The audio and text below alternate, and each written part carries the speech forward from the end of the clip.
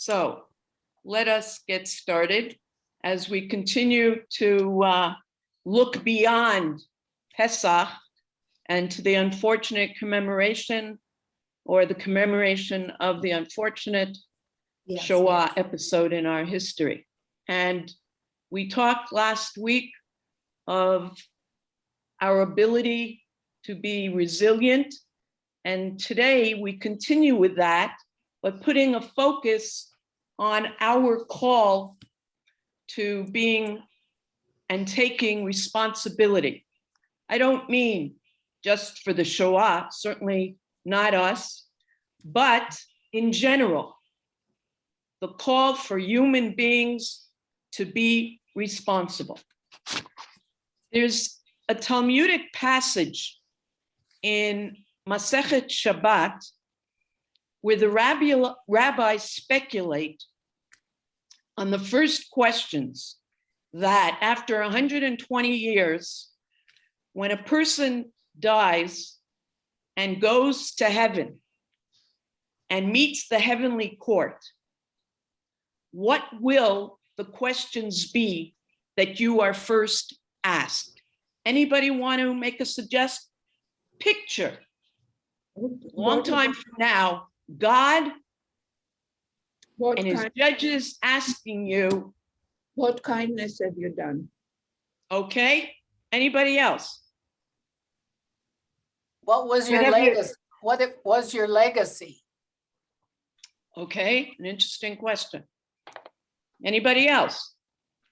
What have you done for mankind? Well, that's basically the same. Yeah. Okay. Anybody else? Any regrets for what you didn't do? Putting it a different way. Why should we let you in here? Why should we let you in here? Were you able to fulfill your potential? Aha. You know the story about Rabbi Zusia. You're reminding me of, he's sad, he's on his deathbed, and he's crying, and his students surrounding him don't understand. He should be confident. He's a great man. He says, I'm not worried that they're going to ask me why I wasn't Avram Avinu or Moshe Rabbeinu or David HaMelech. I'm concerned they're going to ask me why I wasn't Zusia myself. So that's right, living up to your own potential. Many, that's a brilliant statement. Yeah, assume that will be asked, why didn't you keep kosher? But in fact, there are 4 questions. And the first is, did you conduct your business honestly? So I'll give you a moment to swallow that. It's not too late to what if you're not a business person? change. Okay, but you can apply it in other areas. Mm-hmm. Did you set aside time to study Torah? So I'll vouch for that. Did you try to create a family? And they discussed there, not everybody is blessed with a family, but it doesn't have to just be your own physical family, but the essence is, have you tried, if somebody mentioned legacy, to pass things on to friends, to other next generation, from generation to generation? And then the 4th question, which is the one that interests me today, is, did you hope for the world's redemption? I'm going to repeat that and tell me what you understand from that question. It is slightly different, but not entirely, from things that you just said. Did you hope for the world's redemption? Mashiach Zeit, for everything to be perfect. Now, what do you hear in that question? How confident are you either that the Mashiach will come or that human nature will change? Okay. Are you sure? Are you feeling confident that the Mashiach, the Messiah, will come? Or do you believe that people will change for the better? Anybody else? I think the Bracha, key word, I have a problem with that question. Okay, go ahead. I find it based on the other three. Wait, Marlene, I just pictured you saying that to God when you get. Sorry, I'm sorry. She might listen. She'd be Okay. open for conversation. Anyways, Okay. I mean, the other three that you cited, the first three, are all active things that we do. Are Yes. we honest in business? Do we study? Did we try to create a family? This is very passive. Hope, it doesn't say anything. It doesn't say, did you do something to work towards the world's redemption? It just says, well, are you sitting there and saying, well, I certainly hope Mashiach is going to come, and not doing anything about it? So that bothers me with that question. Okay. And I would probably have an argument with God. I think that question is getting at our basic attitude. And I think the key word is hope. If we are hopeful in our attitude, if we really believe that, yes, there's something that's better that will get there somehow, that's really important, as opposed to the person who gives up and says, no, it'll never be better. It'll always be this way. Very cynical. So I think that's what they're looking at. Okay, and I'm willing to guess, Michael, because I accept what you're saying, that Marlene agrees with that point about being hopeful, not giving up. But what she's suggesting is, what does it mean to be hopeful? Are you just going to sit back passively and look for, remember, Zol Shine Kum and Digiula? You've heard that song, some of you. Or are you going to go about it actively? Actively. Torah says God helps those who help themselves. You can't sit back and just hope that things will happen. You have to participate. Okay. Now, we know that our people is incredibly resilient.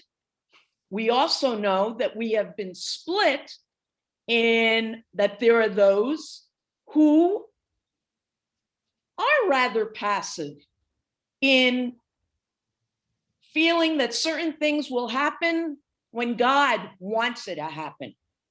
You know, we can talk about that as far as those who are not anxious to build up the land of Israel, but we wait for the Mashiach.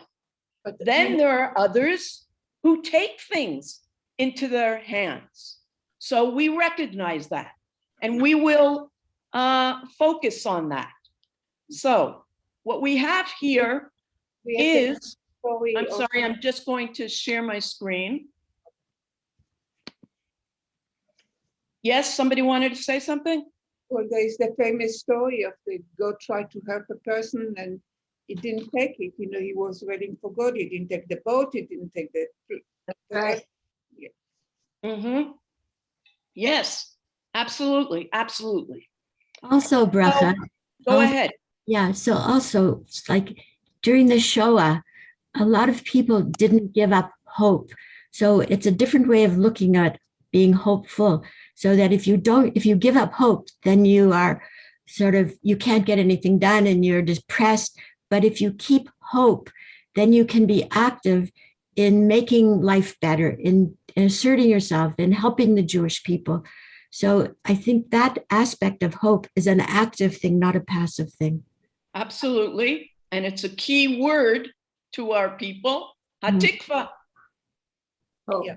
And we know lines like, where there's life, there is hope. Yeah, but there is a big difference between what's happening today in the Ukraine and the Shoah, because people didn't know. Now is Okay. we all know, and that makes a very big difference of the Ukrainians having hope because they know the world will help them. So I do have mine. Please mute. Somebody needs to be muted. Oh, yeah. Thank you.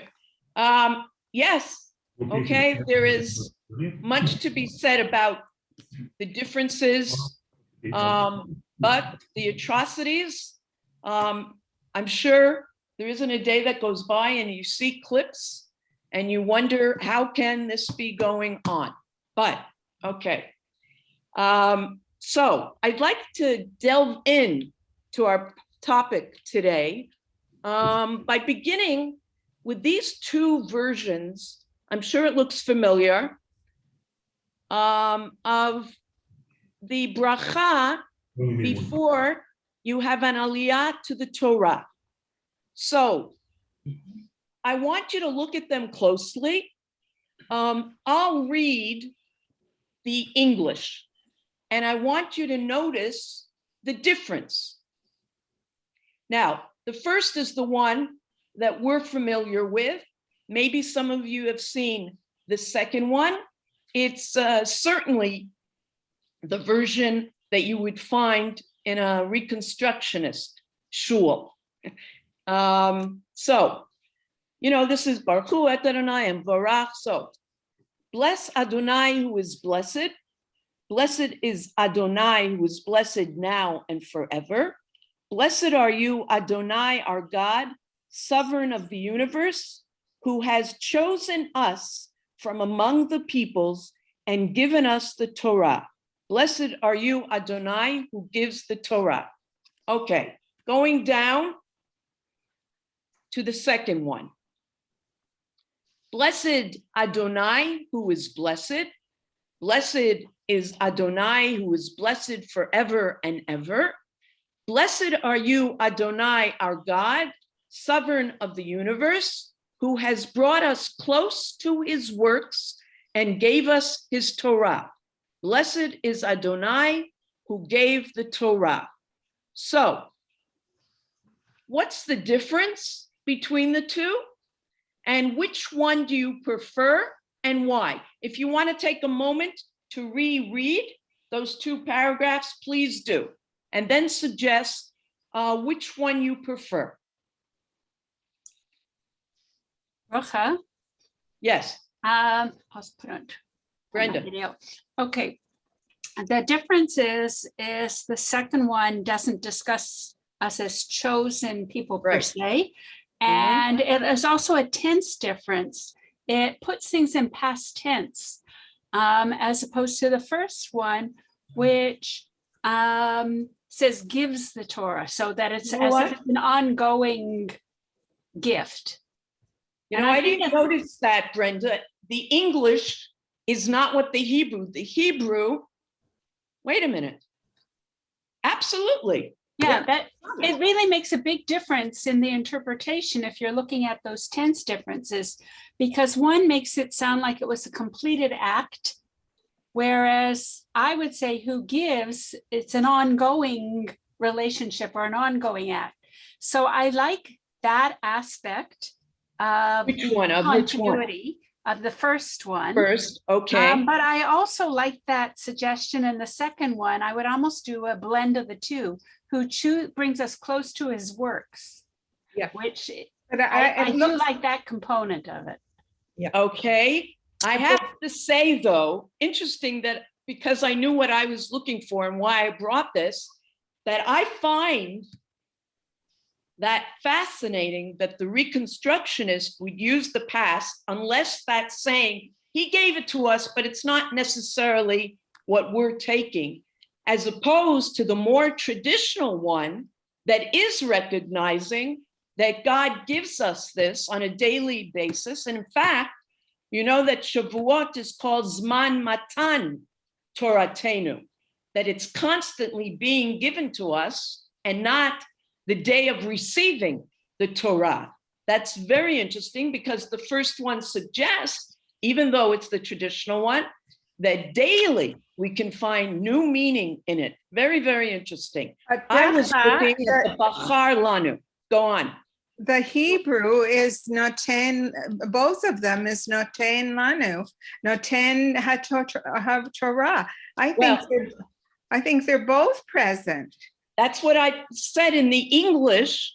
Yeah. If you look at it, you see in the English it says, dismisses the choosing, but it says who gave the Torah in the Hebrew, in the English,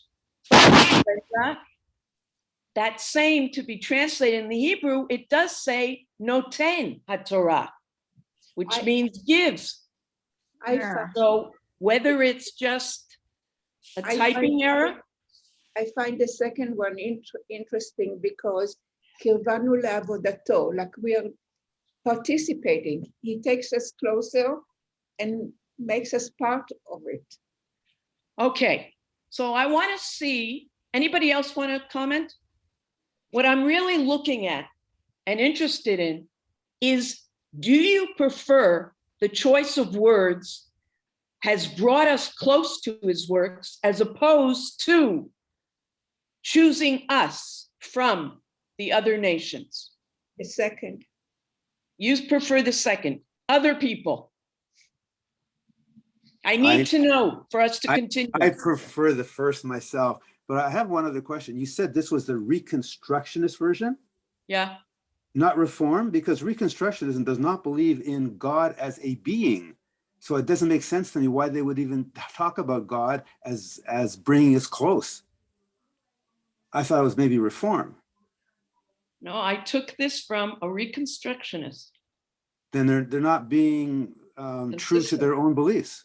Well, they have a Well, that broader depends. idea of what God is. They believe God is a power in the universe. Yeah. They believe God is some sort of a force, but not a being that communicates with us. Okay. We'll touch on that at another time, perhaps.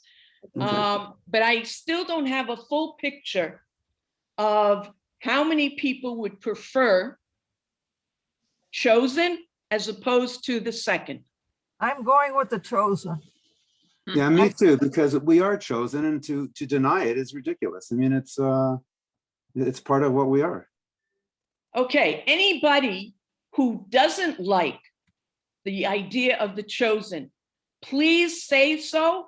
Don't worry, there are no right or wrong answers for the most part, and explain. I need to hear somebody say why you don't like the chosen. I should have planted somebody.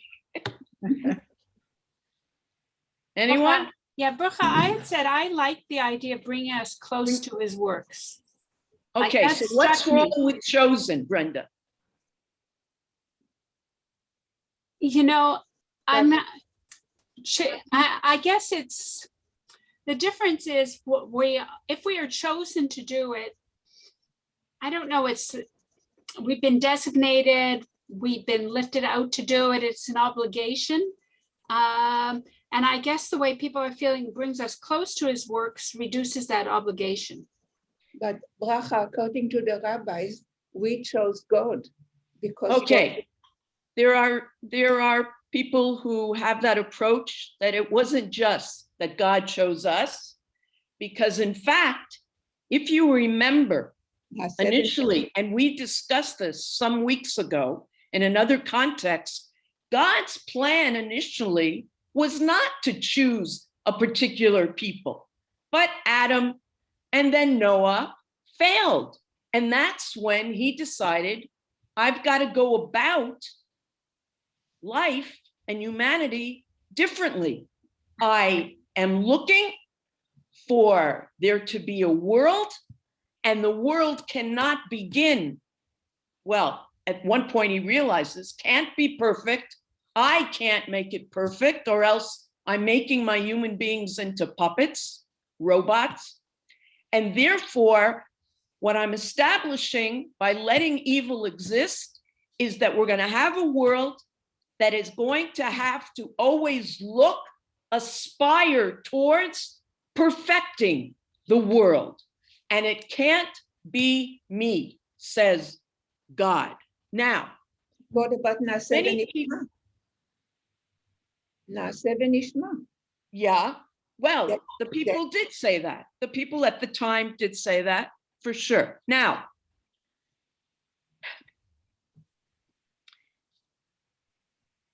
many people, including Jews, resent this notion of the Jews being a chosen people, and I will claim and submit that it's because it's misunderstood.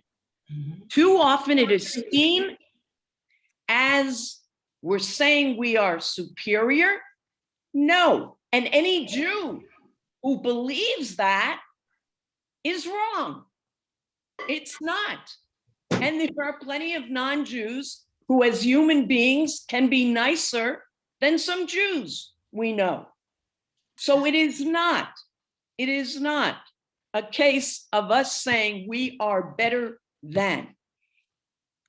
Let's look at our next text, but it's God needed to choose somebody. Look what Rabbi Harold Kushner says.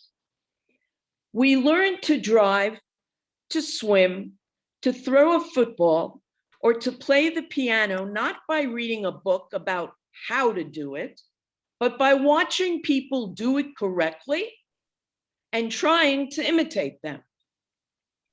The Jewish people were chosen by God to be a pilot project, a demonstration community.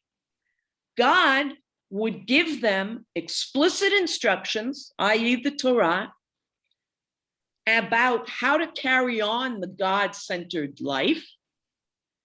If they did it, they would bring the other peoples of the world to see how satisfying it is to live that way. Now,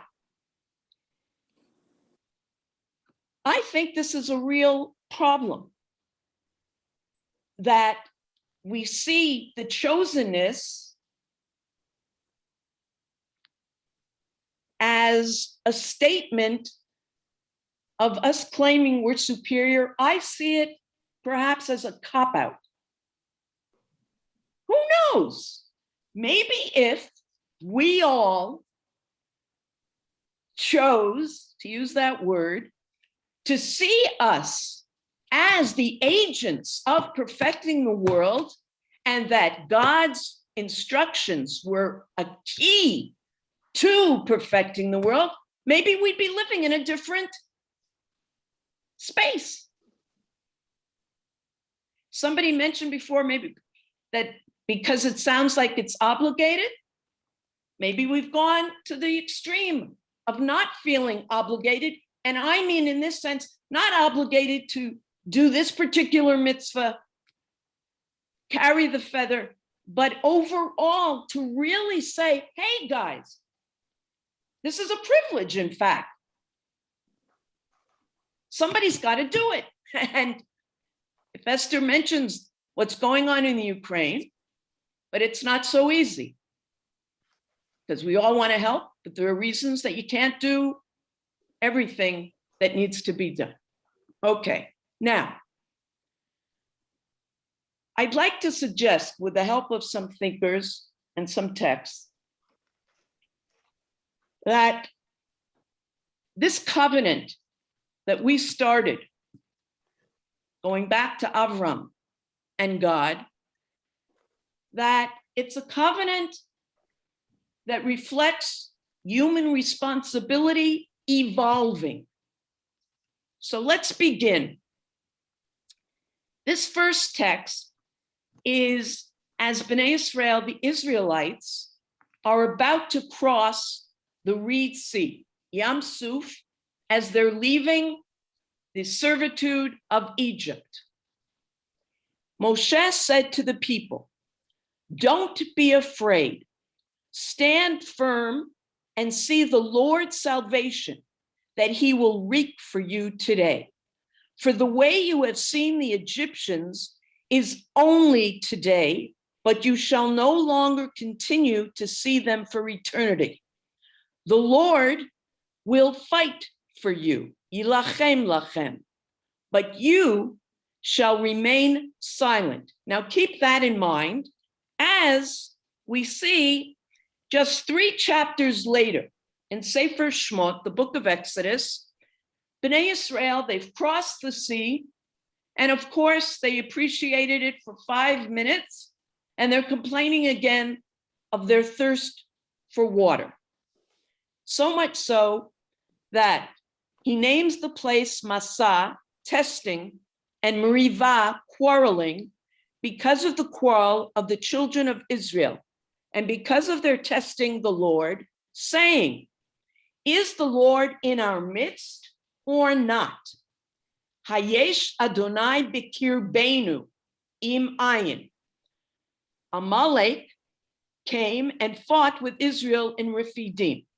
Now, some people choose to believe this is a punishment for them still continuing to complain.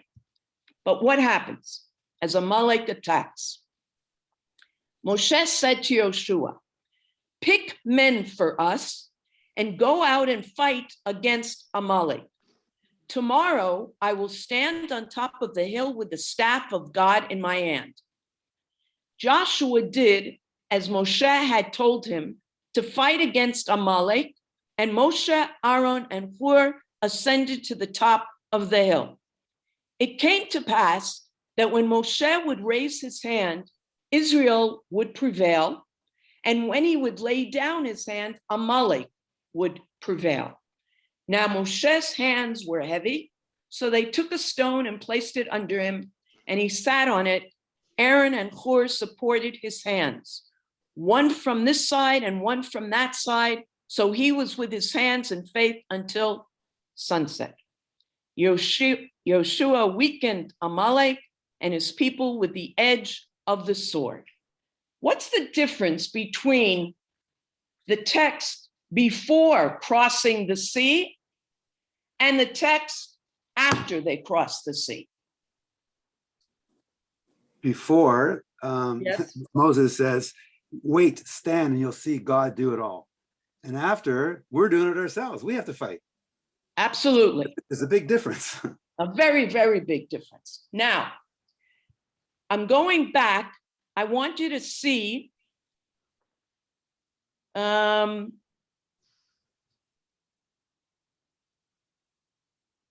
a second. Yeah, I read this in the Hebrew.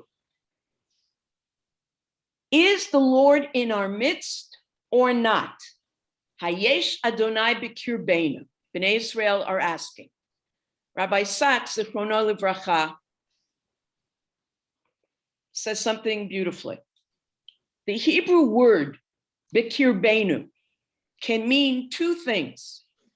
It can mean among us, a spatial sense, but it can also mean within us, a psychological sense. The real meaning of the battle against Amalek is that it showed the inner psychological, spiritual, and emotional sense of the divine presence. The Israelites won, not because God fought the battle for them, but because God gave them the strength to fight the battle for themselves. God was not among them, but within them. That was the crucial change between before and after the crossing of the Red Sea. Very, very vitally important. It's a mixture of having God inspire us, looking toward him, but realizing that it's for us to act. Now, just one more example of responsibility in the Torah evolving. So, when Moshe is bringing down the Aseret Dibrot, now Moshe turned and went down from the mountain, bearing the 2 tablets of the testimony in his hand. Tablets inscribed from both their sides. On one side and on the other side, they were inscribed. Now the tablets were God's work, and the inscription was God's inscription, engraved on the tablets. That's the first. Compare it with this, also from Parshat Ki Tisa. And the Lord said to Moshe, hew for yourself 2 stone tablets like the first one, and I will inscribe upon the tablets the words that were on the first tablets, which you broke. And it came to pass when Moshe descended from Mount Sinai, and the 2 tablets of the testimony were in Moshe's hand when he descended from the mountain. And Moshe did not know that the skin of his face had become radiant while he had spoken with him, that Aaron and all the children of Israel saw Moshe, and behold, the skin of his face had become radiant, Keren or, and they were afraid to come near him. What's the difference in these 2 texts about the tablets?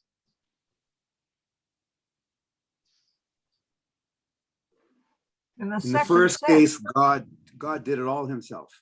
In the second case, it's a combined venture. Moses had to hew the tablets, and then God wrote on it. Okay? Moshe is involved. Just as an interesting aside, I read Keren or. A Keren is a ray of light and radiant, but it also means horn. And that's where that image of Moshe having horns comes through. Now, why do you think, it's a lovely thought, I think from Shimshon Raphael Hirsch, I don't remember exactly, why would Moshe's face be radiant this time? Not the first time, but this time. because he was involved. I'm Exactly. thinking Yes, Beth? no, I'm just thinking, he really felt a part of it this time, since he was involved in creating the tablets and, sort of being a partner with Hashem. Exactly. We know, for the most part, how we feel when we've had a hand in something good. Now, we're following this stream of thought as to our responsibility, still keeping in mind God. David Hartman, Zichrono Bracha, the philosopher, in his book, A Living Covenant, he presents and distinguishes between 2 different covenantal models. The first is the Exodus model, which I'll just say it succinctly, I put it here, makes Jewish activity in history dependent upon a perception of direct divine intervention. And that's exactly what we read in that first text. The Sinai model, and that's the one that Hartman prefers, God has conferred responsibility upon the Jewish people to decide for themselves when they have found realistic opportunities for involvement in history and renewal. Now, sustaining this covenant, is it despite or because of history? Now, what do I mean by that? Meaning, does this covenant exist eternally, no matter what is going on in history? Rabbi Deborah Waxman contextualizes this question, and she says the following: Jewish history is, in many ways, a recurring cycle of crisis and renewal. The Second Temple in Jerusalem, the center of religious life, was destroyed in 70 CE, and our ancient sages created rabbinic Judaism, organized around synagogues and home observance through the prism of halakha, Jewish law, was created. After Sephardi Jews were persecuted and expelled during the Inquisition, Jewish mystics responded by building up Kabbalah, a deep and complex tradition. In Eastern Europe, Hasidic Judaism emerged in the aftermath of the terrible Chmielnicki massacres. Jewish emancipation, made possible because of Europe's age of enlightenment, brought many opportunities and also much confusion about identity and community. This ferment sparked tremendous cultural creativity, itself a vibrant expression of resilience. After each catastrophe, the prevailing paradigm was inoperable. We no longer knew how to understand ourselves in relation to God, to other Jews, and certainly to other peoples. And throughout our history, Jews have ultimately, nonetheless, transcended catastrophe after catastrophe. We have repeatedly breathed new life into the Jewish people and the Jewish civilization, and we have found pathways toward repair. Similarly, Hartman recognizes this resilience, and he strongly states the weakness inherent with merely dreaming of Mashiach Zeit and looking to a better day. That's not, as somebody said earlier today, that's not how we're going to gain strength, by sitting and just being passively hopeful. And he says the following: external reality does not easily destroy a religious culture that has internalized the covenantal ideal. We have to picture, we've held on, no matter what, to this covenant with God in various ways. It is in this achievement of rabbinic Judaism, I believe, that one must see the source of the amazing resilience of the Jewish people during its many centuries of exile. Others have attributed that resilience to the deep-seated belief of the Jewish community in the coming of the Messiah, the resurrection of the dead, and the world to come. But, and this is magnificent, I find it impossible to believe that a community can exist for long with any degree of vitality if its eyes are fixed exclusively on the distant future. Human beings live in the everyday.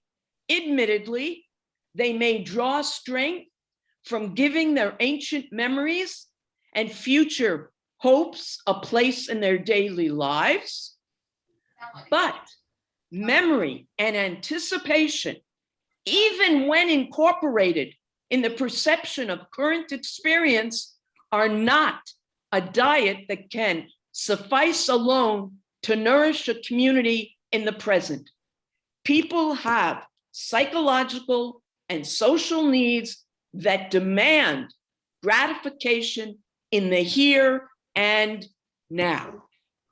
Now, there are those who question, though, can this still be said? We talked of catastrophe after catastrophe, but was the Shoah perhaps something that would not allow for this covenant to continue? How does one respond to the new condition created by the Shoah? So Richard Rubinstein says, we learned in the crisis that we were totally and nakedly alone, that we could expect neither support nor succor from God nor from our fellow creatures. For Rubinstein, the authentic response to the brutal truth of the Holocaust is that it obliterated hope. The covenant is revealed as illusion. The only Messiah is death. Now, you remember last week that toward the end, I mentioned Irving or Yitz Greenberg. And we ended with his suggestion that the best way to commemorate Yom HaShoah was to create children that night, to continue with life. Yitz Greenberg continues with the following. Armed by the conviction that the covenant cannot be finished and strengthened by the correct perception that most Jews have not lost hope, many traditional Jews have insisted that the covenant was not damaged at all. Jewish ongoing covenant faithfulness is too real to dismiss the covenant as finished. The bulk of Jews, traditional and modernist, religious and secular alike, acted together to recreate the great biblical covenantal symbol, the state of Israel. Israeli and diaspora Jewry alike responded to the Holocaust with what could be called a frenzy for life and renewal. On the other hand, the magnitude of the destruction and the sheer gravity of 6 million dead witnesses against redemption make it impossible to act as if nothing happened. What then happened to the covenant? Could it be that the covenant was broken, but the Jewish people, deeply committed to the partnership, chose voluntarily to take it on again?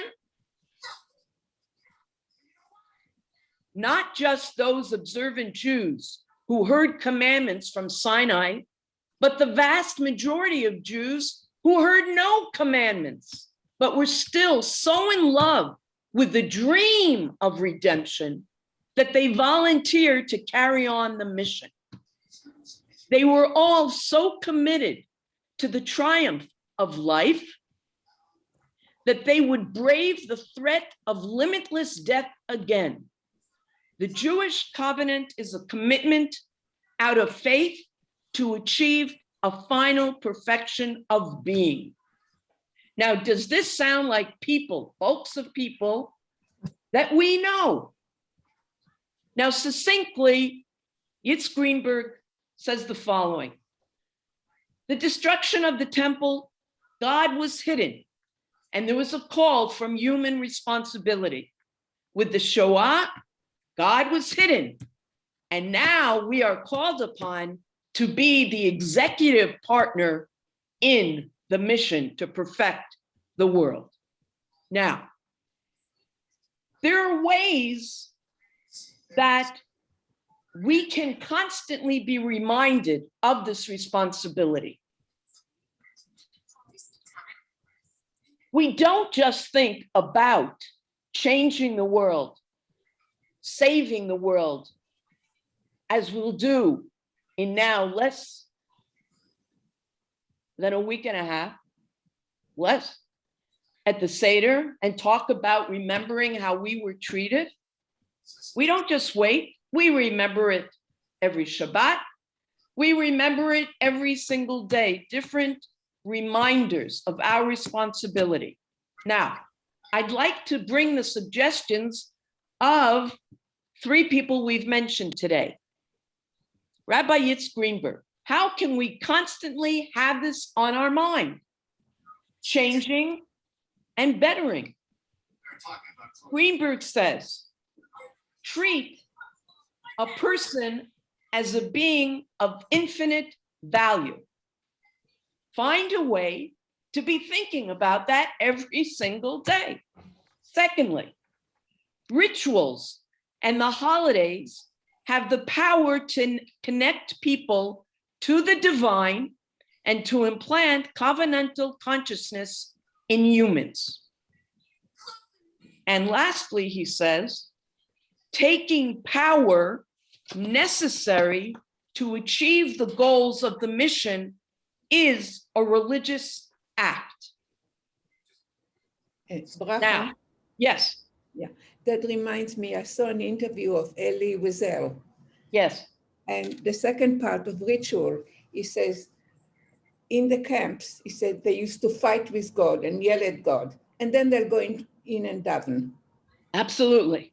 Yeah, So there really, your second statement here reminded me of. absolutely, absolutely. Thank you, Esther. Secondly, Rabbi Deborah Waxman says the following: our cultural capacity for renewal is built on a foundation of individual practices that encourage and even commands it.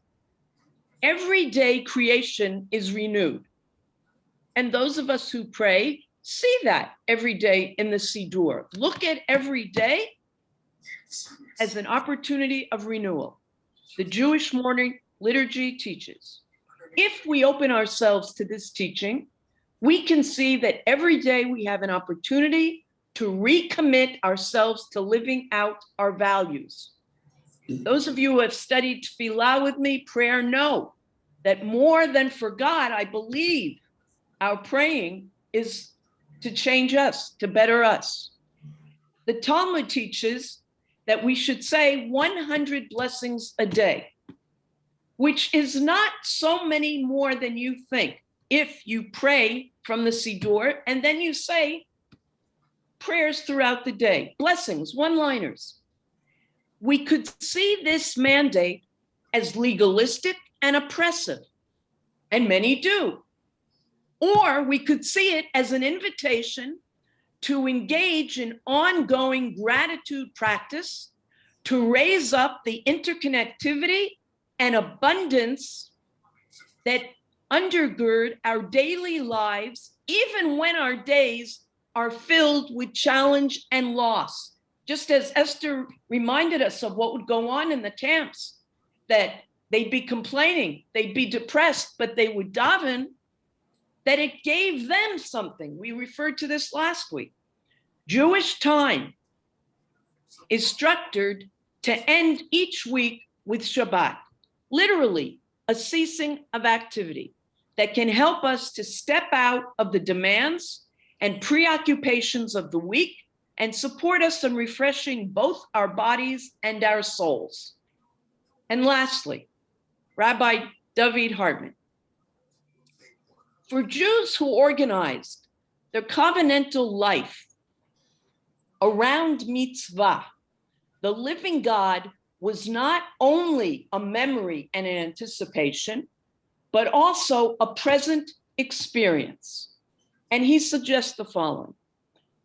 Jews, during those periods of time of catastrophe and renewal, built their civilization around text and viewed that text not as a closed and final word, but as a starting point for creative interpretation. The dynamic encounter with scripture gave the community the sense that revelation was a present experience when scripture was read and studied. And hence, the Torah was not just read on Shabbat morning, but when else? On Mondays and Thursdays mornings, as if to say, just like water, you can't go more than a few days without water, you needed to read the scripture. And it was open for interpretation. Secondly, in daily life too, Jews met living God in present experiences, since sacredness was brought into daily life. Life itself seen as a miraculous gift. Daily blessings don't center on anticipation of a blissful, distant future, but express confirmation of the meaningfulness of the present, giving us sacred purpose. Shabbat, for one day, live with a foretaste of the world to come, a foretaste of a time when toil and strife would no longer oppress the human spirit and family life, because it's a day where everybody gets to rest. There's no hierarchy, boss, employee. Now, what do all three of these thinkers have in common? They're thinking of ways for us to not just be resilient no matter what, but also to be responsible and trying to change this world. And what is one of the things that all three of them say? There are a couple of things, but one, what do they feel? And I'm feeling that you might think that it's too simplistic, but it's very down to earth. What is it that they all share in common? If you need to, read it again.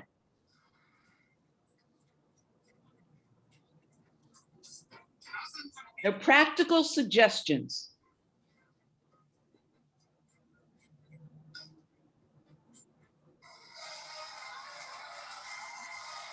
Please mute that.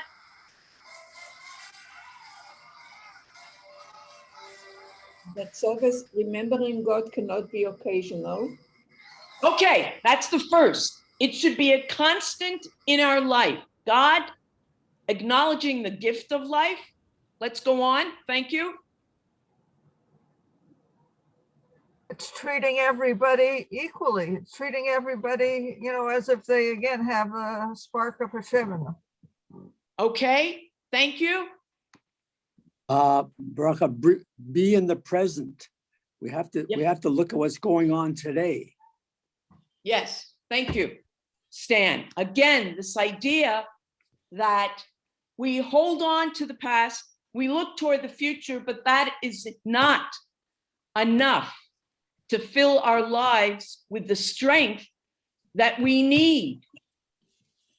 Now, you could say that for some people, the strength they need can be found in constantly reading or going to the gym. But they're suggesting for us to not just be thinking of our own strength, but have in mind what we've been chosen to do to better the world. We need the rituals, the holidays, the blessings, and looking at every individual as a creature created in the image of God. Would anybody like to comment on any of this?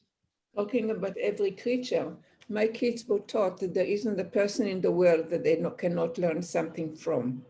And therefore, you have to treat every person with respect. Yes? Yeah, absolutely. Anybody else? I think this is one of the reasons why I love studying Torah so much. It's because it doesn't matter what generation you live in. We take a document that's 3,000 years old and we find meaning in it in every single generation from then to ours and for my children and grandchildren in the future. This is how we tie the past to our present day. I obviously agree with you. I guess my concern is what we do with it, and again, this feeling of, And your question.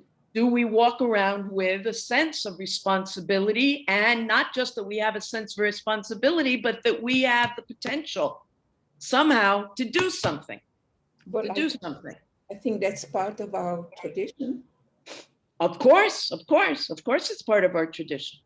When you look at Israel, no matter where in the world there is a tragedy of any kind, whether it's natural or man-made, they're literally the first nation to be there to help.